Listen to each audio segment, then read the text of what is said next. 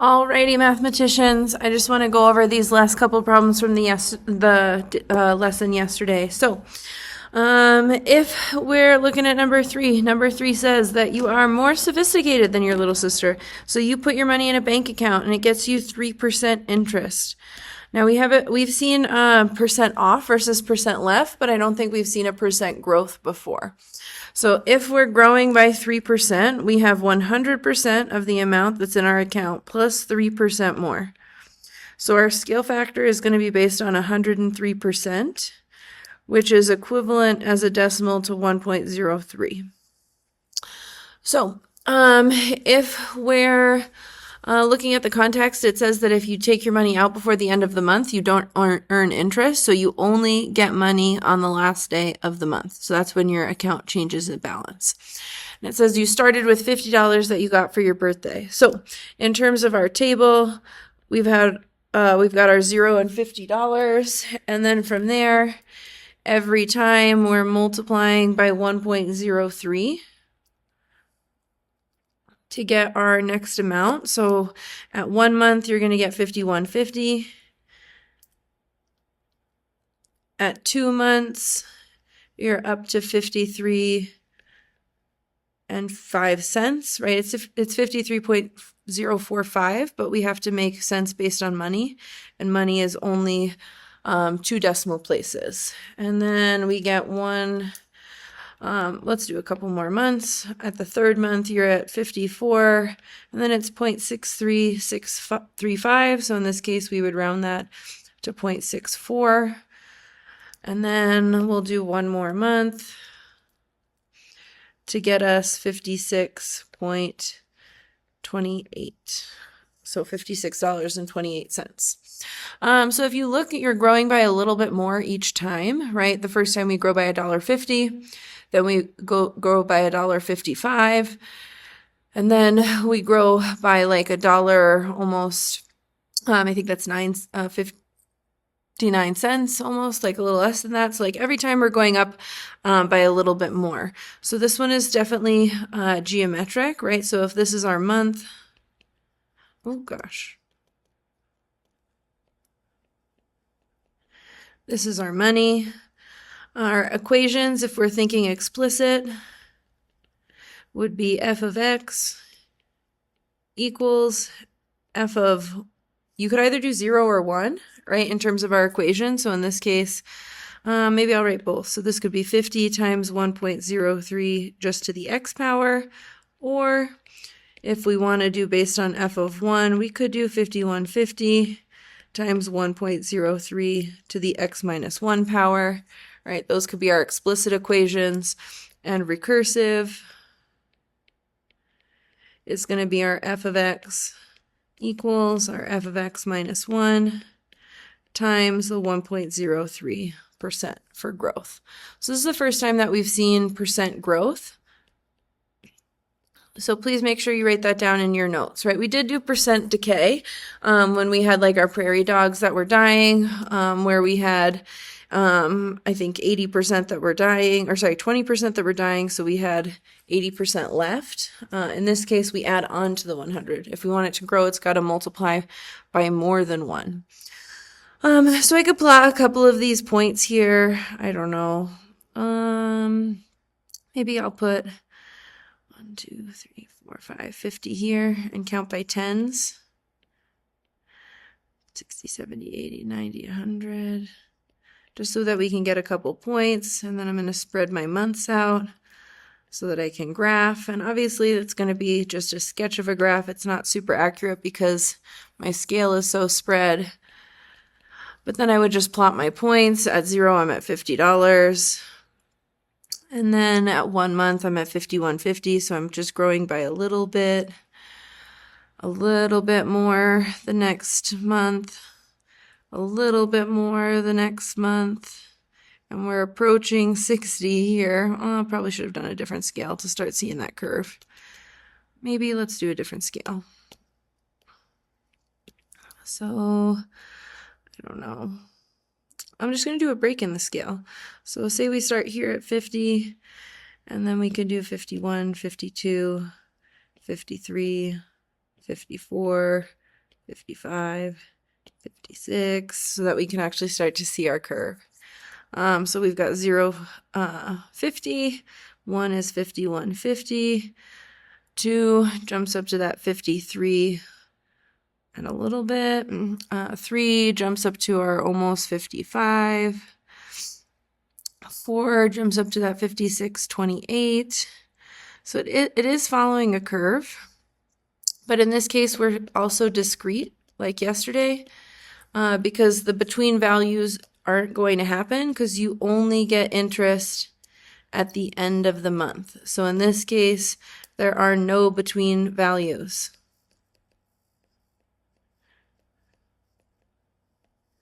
So it does start to kind of curve up. It's going to get curving up steeper and steeper the more that it grows, but at first it's growing pretty small. And then our domain for this would then be this number group. We include 0, 1, 2, 3, 4, and it would keep going. So this is the set of all x such that x is an element of the whole numbers because it includes 0. All right.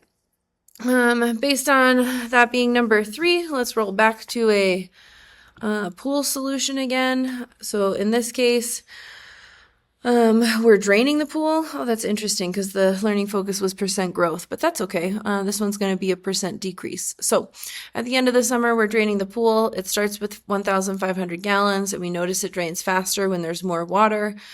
So they measured the rate that it's draining, and 3% of the pool was draining every minute. Remember, if we have 3% that is draining, that means that we have 97% that is left in the pool. In this case, if I wanted to change the 97 to a decimal so I can use it, it's 0.97. And then using our table, we would start at 0 minutes and 1,500 gallons, right? So this is our minutes, and this would be our gallons. And then every time we're going to multiply by that 0.97 so that it gets smaller. So after 1 minute, we've got 1455. After 2 minutes, we're at 141135. After 3 minutes, we're at 1369.0095. And this is a multiply by 0.97 every time. And then I'll get maybe a couple more.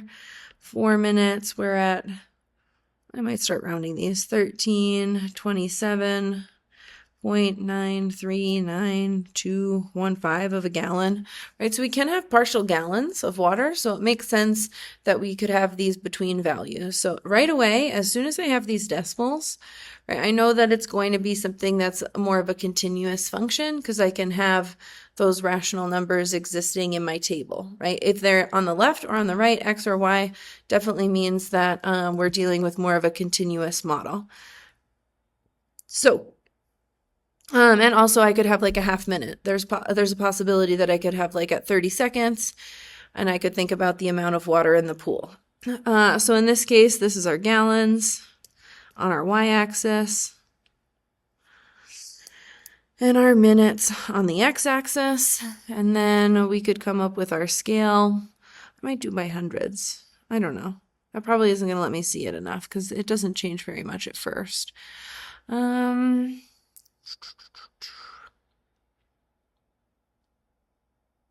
just trying to decide on a scale. Maybe I will do hundreds, but I'll break it every other number.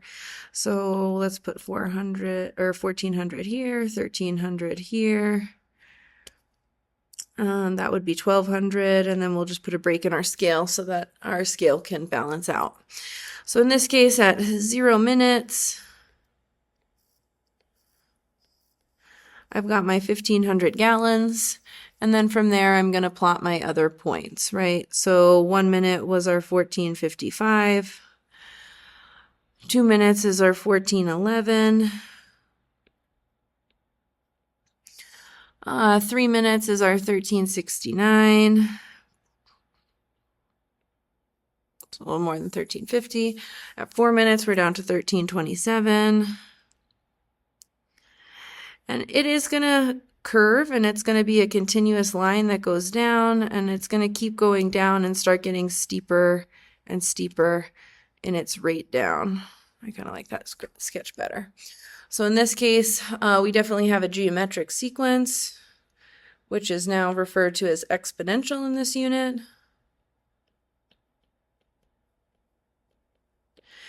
And then we could write our equations. Our explicit would be our f of x equals our 1,500 gallons times our 0.97 to the x power. And recursive would be our f of x equals that f of x minus 1 times the 0.97. So the equations we should be pretty familiar with, but the idea that we're focusing on, remember, in this unit is that discrete or continuous. And because I can have half minutes and I can have those partial gallons, right, the between values are solutions.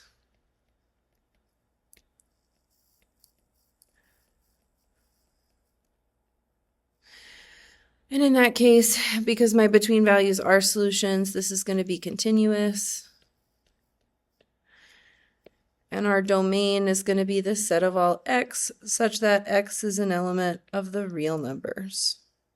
But we do have to recognize that negative time doesn't make sense, so x also has to be greater than or equal to 0. All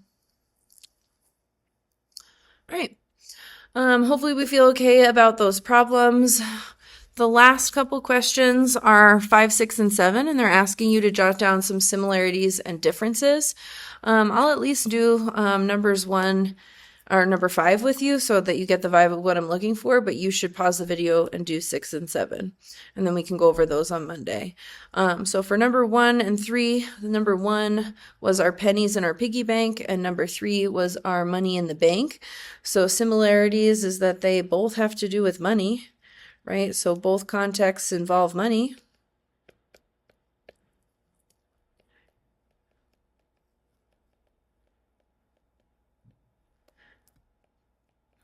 And growth, right? They're both growing. But number 1 was linear because we were just adding 3 pennies a day.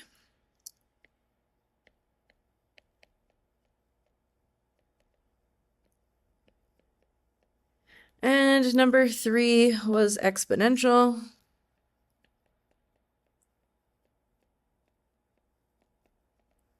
And that's because we have 3% more a month in that account. So remember, when you're comparing functions, you want to make sure you mention how are they the same and how are they different. So take a few seconds and answer 6 and 7. Go back and look at 1 and 2. What are similarities? What are differences? Go back and look at number 7, or sorry, for number 7, look at 3 and 4. What are similarities? What are differences? Once you jot down a couple, chat about them at your table. Once you finish your notes, you can go ahead and work on your homework.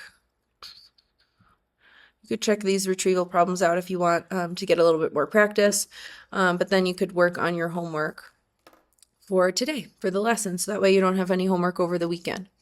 So hopefully these make sense. I'll be back on Monday. I'll be able to help you out with any questions or concerns. Have a lovely weekend. Please make sure that you submitted your starter, because if you don't submit your starter today, you don't get to submit it.